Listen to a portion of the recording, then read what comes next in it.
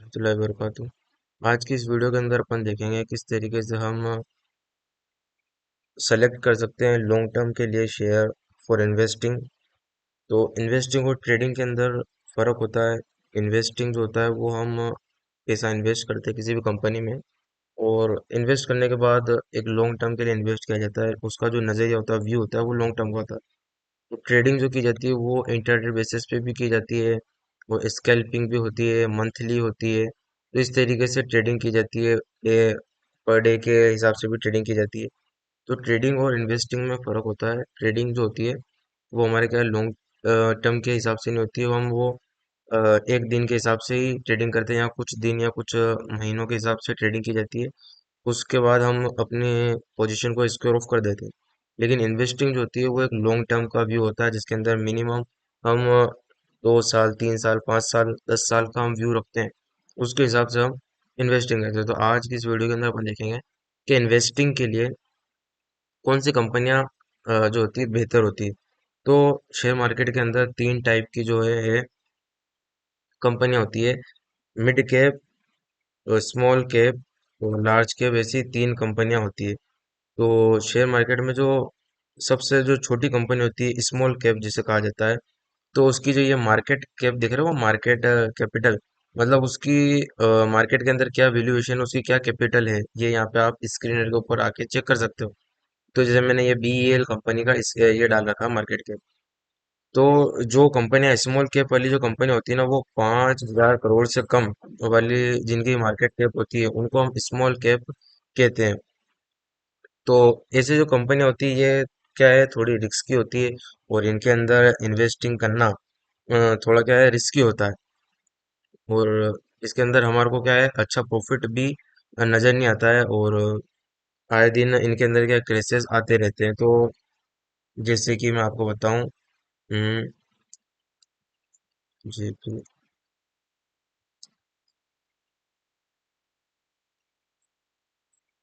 जैसे कि ये कंपनी है, ये अपने हैं स्मॉल कैप की कंपनी। कौन सी है? Small cap. इसकी जो मार्केट कैपिटलाइजेशन आप देख रहे हो, मार्केट कैप इसका 3,072 करोड़ रुपीज इसका जो है 372 करोड़ रुपीज का मार्केट कैप है।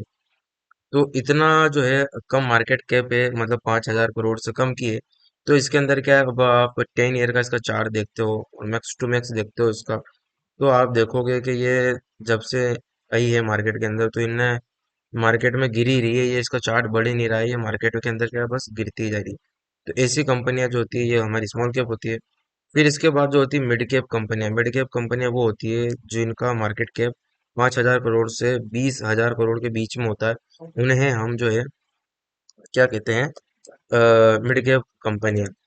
और इसके बाद जो होती है ये कंपनियां, मिड कैप वाली जो कंपनी होती है, ये भी मतलब ठीक होता है, इनके अंदर इन्वेस्टिंग कर सकते हैं और अच्छा रहता है, कर सकते हैं। लेकिन इनके अंदर भी हमारे को रिस्क रहता है।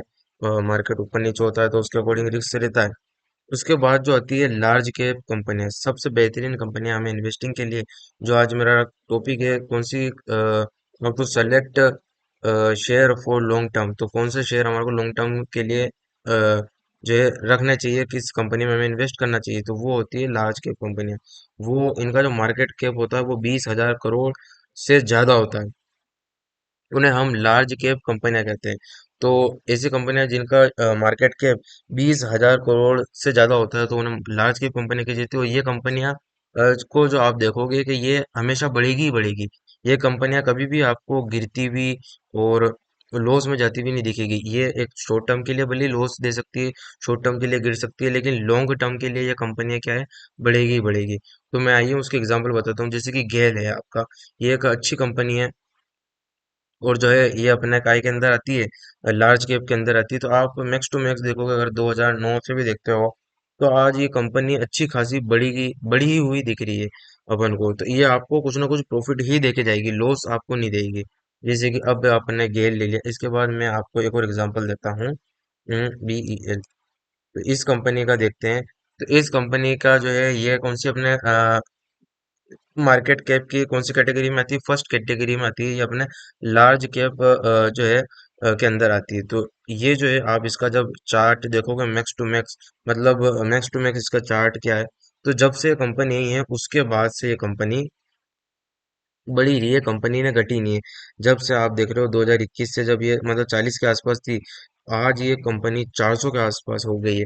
तो आप सोच सकते हो जिसने वहां इस समय 1 लाख रुपए लगाया होगा, उसके आज कितने पैसे हो चुके होंगे कुछ ही सालों के अंदर। तो लार्ज कैप की कंपनियां होती है, वो अगर आप अपने पोर्टफोलियो के अंदर रखोगे तो वो आपको कुछ ना कुछ प्रॉफिट ही देके जाएगी, लॉस नहीं देगी आपको, क्योंकि लार्ज कैप का नजरिए 5 से 10 साल का होता है। तो आप इस नज़र से अगर पैसा इन्वेस्ट करते हो तो आपको अच्छा प्रॉफिट ही होगा, लॉस ही नहीं होगा। तो हमें इन्वेस्टिंग कौन सी कंपनियों में करनी, लार्ज कैप कंपनियों में करनी। जैसे कि आप यहाँ देख लेते हो, रिलायंस का देख लेते हो, जियो का। तो रिलायंस का शेयर, ये भी कौन सी लार्ज कैप की अपने कंपनी है।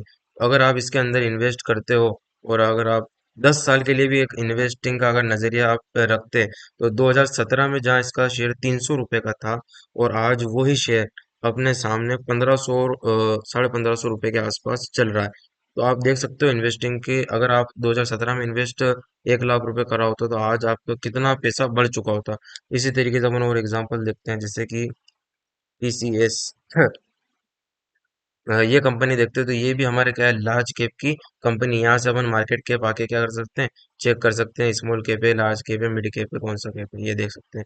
तो इसके अंदर भी आप देखते हो, तो अगर आप इसके अंदर 10 साल का चार्ट ओपन कर सकते हो, और मैक्स टू मैक्स अगर आप इसके अंदर ओपन करते हो, तो अगर 2012 के अंदर जहाँ इसका स्टॉक कुछ 550 के आसपास था, तो वो स्टॉक आज बढ़ के आज के अपने इसके इस वैसे तो इसने हाई जो है अपना लगाया है, वो कितना लगाया है, 4500 रुपये के पास का हाई लगाया है। लेकिन आज भी देखो तो 3000 रुपये का वो स्टॉक है। तो आज आप देख सकते हो, अगर आपने उस टाइम 500 रुपये भी लगाए थे, तो वो आपके कितने हजार रुपये हो गए, 3000 रुपये हो गए। तो आप इस तरीके से जो है, अगर इन्वेस्टिंग करना चाहते हो और आप मार्केट में आए हो, तो आपको अगर आपके पास 10,000, 15,000, 20,000 रुपये हैं, तो आपको ट्रेडिंग के अंदर तो इनसे आपको कोई ज्यादा पैसा बनेगा नहीं। इसके लिए थोड़ा सा अमाउंट हेवी होना चाहिए। फिर भी आप जो है, अगर इन्वेस्टिंग करना चाहते हो, आप ट्रेडिंग भी कर सकते हो, इससे कोई इशू नहीं आएगा। 10-12 हजार से स्टार्ट कर सकते हो। अगर आप इन्वेस्टिंग भी करना चाहते हो, तो इन्वेस्टिंग के लिए जो है मैंने आपको बताई, ये सबसे बेहतरीन कंपनी होती है, वो लार्ज कैप कंपनी होती है। अगर लार्ज कैप कंपनी में आप इन्वेस्टिंग करोगे तो आपको प्रॉफिट ही मिलेगा, लॉस नहीं मिलेगा। जैसे अपन एक एग्जांपल देखते हैं यहाँ से, फॉर एग्जांपल आपने 2009 के अंदर 100 और ये 20 के आसपास भी आ गई थी, 120 रुपए पे आपने अगर टीसीएस जो है कंपनी के अगर शेयर खरीदे होते 120 के आसपास, और आपने अगर इन्वेस्ट करा होता कितना, आपने ज्यादा नहीं, सिर्फ 1,000 शेयर 120 रुपए के भाव पे आपने खरीदे होते, मतलब आपने 1,20,000 रुपए यहाँ पे इन्वेस्ट करे होते टीसीएस में 2009 में। और आज जो प्राइस है आपकी, मान लो 3,000 रुपए के ऊपर आप इसको बेचते, तो 1,000 शेयर आप 3,000 रुपए के ऊपर बेचते, तो आज आपको प्रॉफिट होता, वो आपके सामने एक आधा सैकड़ा, 10,000, 10 लाख, तो 30 लाख रुपए आपके हो गए होते। 1,20,000 रुपए आपने 2009 में इन्वेस्ट किए होते, तो वह आज आपके 30 लाख रुपए हो चुके होते। तो आप ये देख सकते हो इन्वेस्टिंग की पावर। अगर वो आपके 1,000 की जगह आपके 1 लाख शेयर अगर यहाँ होते, तो आपकी ये फिगर करोड़ों के अंदर चला जाता। तो ये होती है हमारी इन्वेस्टिंग। इस तरीके से जो मेरा जो मानना है, ट्रेडिंग से ज्यादा पैसा जो बनता है इन्वेस्टिंग के अंदर। ट्रेडिंग में तो आपको पैसा बनते ही है, आपके 500 हजार, तो आप मतलब ट्रेडिंग से पर डे का निकाल सकते हो। लेकिन आपको जो है इन्वेस्टिंग भी करना चाहिए अच्छी कंपनियों में। अच्छी कंपनी में आप इन्वेस्टिंग करोगे ना, तो आपको लॉन्ग टर्म में पैसा बनेगा, लेकिन एक बड़ा पैसा बनेगा।